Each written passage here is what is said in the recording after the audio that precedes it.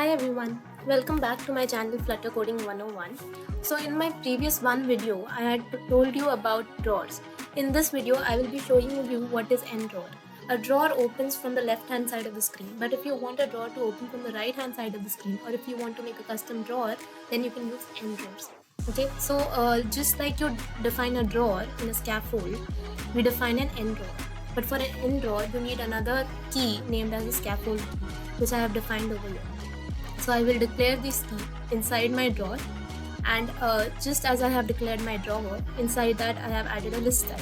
Okay, so here you can see in my application I have a drawer which opens from the left hand side of the screen, and I have an end drawer which opens from the right hand side of the screen. And when I click on tile 1, it goes to tile 1. Now if you want to add your actions such as opening a drawer or closing a drawer, you can add those as well. So what you just need to do is you need to write the name of your key and check the current state. And on the basis of that state, you need to add the action open drawer, open end drawer, or similarly there is close drawer and close end drawer. So that was all about drawers and end drawers. I hope you liked my video. Thanks for subscribing and liking them. I will see you in my next video. Thank you.